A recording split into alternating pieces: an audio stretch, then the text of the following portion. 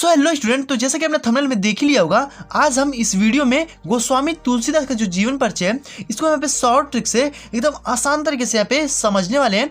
और आज की इस वीडियो में हम जानेंगे कि इसको आपको बोर्ड एग्जाम में लिखना कैसे है या फिर कोई भी एग्जाम हो आप उसमें लिखना कैसे है। ठीक है, तो सबसे पहले हम इसको याद करेंगे यहाँ पे शॉर्ट ट्रिक से, और फिर यहाँ पे आपको हम बताएंगे कैसे इसको बोर्ड एग्जाम में या फिर कोई भी एग्जाम हो आप उसमें लिखेंगे कैसे। तो बस आप वीडियो को कंप्लीट देखिएगा, आपको यहाँ पे आज ये जो गोस्वामी तुलसीदास का जीवन परिचय है वो आपको याद हो जाएगा। और ये जो है वो क्लास 10th वाले विद्यार्थी जो है उनके लिए बहुत ज़्यादा इंपॉर्टेंट है, क्योंकि उनके बोर्ड एग्जाम में भी पूछा जाता है। तो आइए इसे देख लेते हैं। और ये जो है कि 100% आपके बोर्ड एग्जाम में जो कि देखने को मिलेगा ही जो क्लास 10th वाले विद्यार्थी हैं। तो चलिए इसे आसान तरीके से समझते हैं, तो बस वीडियो पे एंड तक बने रहेगा। तो चलिए देख लेते हैं गोस्वामी तुलसीदास का यहाँ पे जीवन परिचय। यहाँ पे शॉर्ट ट्रिक से देखेंगे। देखिए हमारे जीवन परिचय, ठीक है, सबसे पहले आपको किन किन चीज़ों को इसमें याद रखना है। जीवन परिचय याद करने के लिए आपको क्या क्या चीज़ें जरूरत पड़ती हैं। ठीक है, तो देखिए सबसे पहले इसमें आ जाता है हमारा जन्म। ठीक है, सबसे पहले यहाँ पे जन्म आ जाता है। तो भाई जन्म हमारे यहाँ पे दिया गया है कि सन 1532 ईस्वी। ठीक है, तो भाई 1532 ईस्वी में इनका जन्म है। तो अब मैं आपको बताऊंगा कि इसी जन्म से, ठीक है, ये जो इनका जन्म है इसी से आप यहाँ पे इनकी मृत्यु को भी निकालेंगे। बस देखिए आपको कैसे करना है। ठीक है, देखिए बस आपको इसमें याद क्या रखना है, ठीक है, कि ये जो है जो गोस्वामी तुलसीदास जी हैं वो केवल और केवल 91 साल, ठीक है, 91 साल क्या हुए हैं कि जिए हैं। ठीक है, मतलब कि 91 साल केवल जीवित रहे हैं। तो बस आप इतना अगर याद कर लेते हैं तो आप इनका मृत्यु भी आसानी से निकाल सकते हैं। तो देखिए आपको यहाँ पे जन्म तो याद ही है कि 1532, ठीक है, 1532 आपको इनका जन्म याद है। 91 साल आप केवल जोड़ दीजिए, आपका इनका मृत्यु जो है वो भी निकल के आ जाएगा। देख लीजिए यहाँ पे 2 और 1 हमारे 3 हो जाएगा, और 9 3 12 हो जाएगा, और यहाँ पे 6 हो जाएगा, और ये हमारे 1 हो जाएगा। मतलब 1623 ईस्वी में क्या हुआ है, इनके मृत्यु हुआ है। चलिए इसको देख लेते हैं लाइव प्रूफ कि भाई इतना हुआ है कि नहीं। ठीक है, तो देख सकते हैं यहाँ पे सन 1623 ईस्वी में क्या हुआ है, इनका मृत्यु हो गया है। ठीक है, तो देखिए भाई बहुत ही आसान तरीके से आप यहाँ पे याद कर सकते हैं। गोस्वामी तुलसीदास के बस जन्म से आप यहाँ पे मृत्यु को आसानी से निकाल सकते हैं। तो अब तो ये याद हो गया होगा, इनका जन्म जो है वो 1532 ईस्वी में, 91 साल जी हैं, और यहाँ पे आप इनका मृत्यु जो कि 1623 में हुआ है। ठीक है, आप आसानी से इसको निकाल सकते हैं। उसके बाद से आपको क्या याद करना है, यहाँ पे जन्म स्थान। अब देखिए मैं आपको बताऊंगा कि कैसे आप इसको जोड़ के केवल आप अपना जीवन परिचय जो है वो पूरा कर सकते हैं। ठीक है, केवल इन्हीं को जोड़ करके आप अपना जो जीवन परिचय है वो पूरा यहाँ पे लिख लेने वाले हैं। तो देखिए जन्म स्थान जो है वो यहाँ पे बांदा जिले के राजापुर नामक ग्राम में हुआ था। और यहाँ पे पिता का नाम, ठीक है, पिता का नाम क्या है भाई, आत्माराम दुबे। ठीक है, तो देखिए भाई इनका जन्म स्थान जो है इसको लेकर के विद्वानों में मतभेद भी है कि भाई इनका जन्म चूंकि बांदा जिले के राजापुर नामक ग्राम में तो हुआ ही है, लेकिन इसमें एक और मतलब कि कुछ लोग कहते हैं कि भाई इनका जन्म जो है वो एटा जिले के सोरो नामक स्थान पे हुआ है। ठीक है, तो उसको यहाँ पे देखेंगे। ठीक है, पहले आप इसको समझ लीजिए, इसी को हम लोग जोड़ के लिखने वाले हैं, देख लीजिए।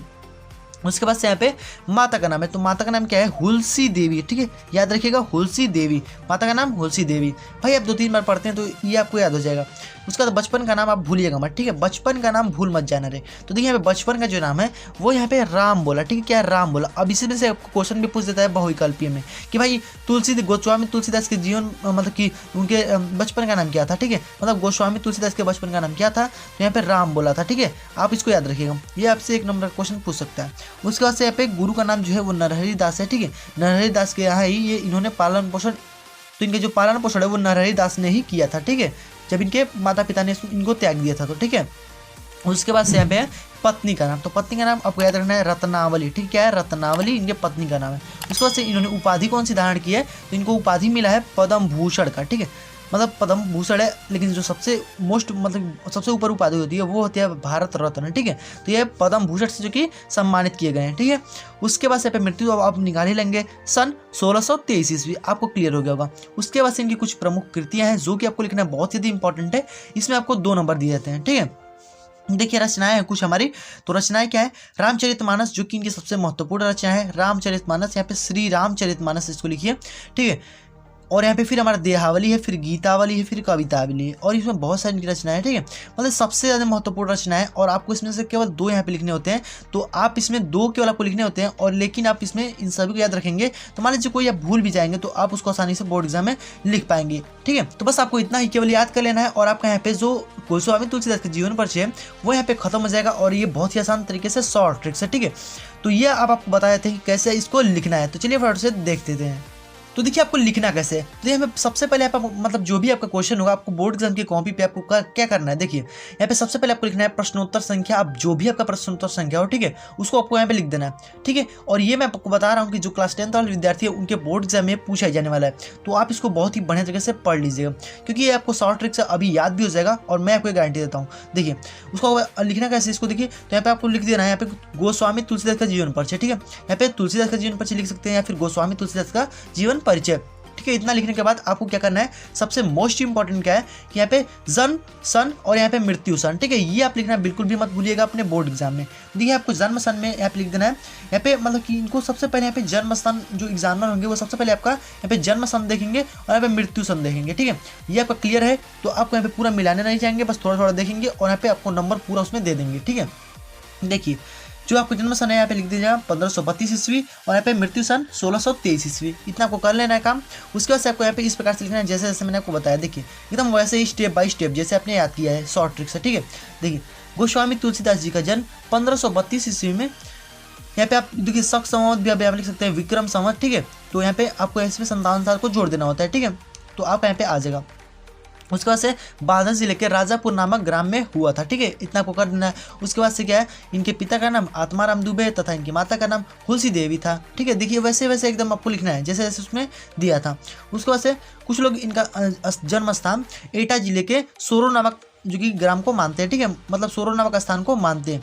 उसके बाद से यहाँ पे इनके बचपन का नाम राम बोला था, ठीक है, ये आपको याद रखना है। उसके बाद से ये सरयू परीर ब्राह्मण थे, ये क्या थे, सरयू परीर ब्राह्मण थे। उसके बाद से इनका जन्म अभुक्त मूल नक्षत्र में हुआ था, मतलब इनका जो जन्म है वो अभुक्त मूल नक्षत्र में हुआ था, ठीक है। मूल नक्षत्र में होने के कारण, ठीक है, कहा जाता है कि इनके जन्म से ही, ठीक है, इनके जन्म से ही 32 दांत मौजूद थे। मतलब कि अब भाई देखिए गजब ही हो गया, मतलब इनका जब जन्म हुआ था ना तो इनके 32 दांत क्या थे, मौजूद थे। भाई किसी का 32 मतलब कि एक भी दांत नहीं होता, इनका 32 दांत मौजूद था, ठीक है। इसीलिए यही कारण है, ठीक है, यही कारण होंगे कि इनके माता पिता ने इनका त्याग कर दिया। अब भाई देखिए कि ये मूल नक्षत्र में पैदा हुए हैं, ठीक है, और इसी कारण इनका 32 दांत मौजूद था। इसीलिए क्या किए कि इनके माता पिता ने इनके क्या कर दिया, त्याग कर दिया, ठीक है, क्या कर दिया, त्याग कर दिया। उसके बाद से इनके गुरु नरहरि दास ने इनका पालन पोषण किया, ठीक है, पालन पोषण किसने किया है, तो गुरु नरहरि दास ने, ठीक है। उसके बाद से इनका जो विवाह है वो रत्नावली के साथ हुआ था। ये देखिए वैसे वैसे आपको एकदम लाइन से लिखते चल जाना है। इनका विवाह रत्नावली के साथ हुआ था। ये अपनी पत्नी के प्रेम में बहुत ही अनुरक्त रहते थे, ठीक है, क्या रखते थे, अनुरक्त रहते थे अपने पत्नी की प्रेम में, ठीक है। लेकिन पत्नी की फटकार के कारण, ठीक है, मतलब पत्नी ने इनके फटकार के कारण, ठीक है, इनके अंदर वैराग्य उत्पन्न हुआ, ठीक है, मतलब पत्नी ने इनको फटकारा और इनके अंदर वैराग्य उत्पन्न हो गया और ये काशी चले गए, ठीक है, मतलब कि वैराग्य उत्पन्न होने के कारण क्या हुए, ये काशी चले गए और वहाँ इन्होंने वेद पुराणों का ज्ञान प्राप्त हुआ। उन्हें क्या हुआ, वहाँ पर वेद और पुराणों का ज्ञान प्राप्त हुआ और इन्हें पद्म भूषण उपाधि से भी सम्मानित किया गया, ठीक है। उन्होंने क्या किया है, वेद पुराणों का जो ज्ञान कहाँ प्राप्त किया, काशी में प्राप्त किया है, ठीक है, और यहाँ पे पद्म भूषण उपाधि से क्या हुए हैं, सम्मानित हुए हैं, ये आपको लिख देना है, ठीक है। उसके बाद से आपको इनका मृत्यु लिख देना है। इनकी मृत्यु सन 1623 ईस्वी में हो गई, ठीक है। उसके बाद से लिख देना है इनकी प्रमुख कृतियाँ।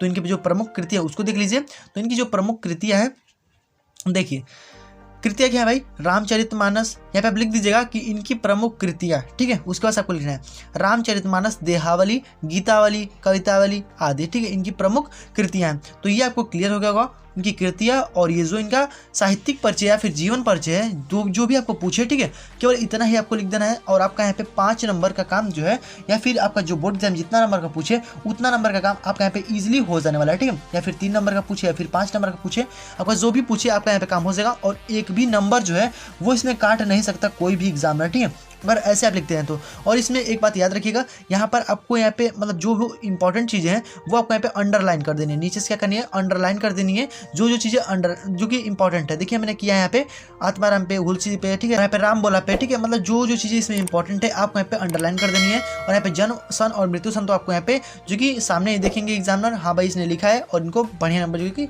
देंगे, ठीक है, क्योंकि आपने बहुत ही अच्छे तरीके से लिखा होगा। तो आई होप कि आपको ये सारी चीज़ें इजीली क्लियर हो गई होंगी। और देखिए बहुत सारे जो कि स्टूडेंट क्या करते हैं कि थोड़ा सा गड़बड़ नहीं हुआ कि उसमें खूब गोज देते हैं। जैसे कि देखिए यहाँ पे मेरा भी थोड़ा सा गड़बड़ हुआ है, लेकिन देखिए मैंने क्या किया है, केवल यहाँ पे एक कट मार दिया। लेकिन अब देखिए इसमें आपको यहाँ पे गोज उसके मतलब मत लिखिएगा, ठीक है, मतलब गोजना वजना नहीं है आपको इसमें बिल्कुल भी, नहीं तो आपका नंबर जो है वो कम देखने को मिल सकता है। इससे आपको नंबर जो कि काट देते हैं एग्जामिनर, ठीक है। तो आप कोई ऐसे नहीं करना है, जैसे मैंने आपको बताया वैसे आप इसको लिखिएगा बोर्ड एग्जाम में। तो आई होप कि आपको ये सारी चीज़ें इजीली क्लियर हो गई। और ये जो शॉर्ट ट्रिक था गोस्वामी तुलसीदास का, आई होप कि आपको ये पसंद आया होगा।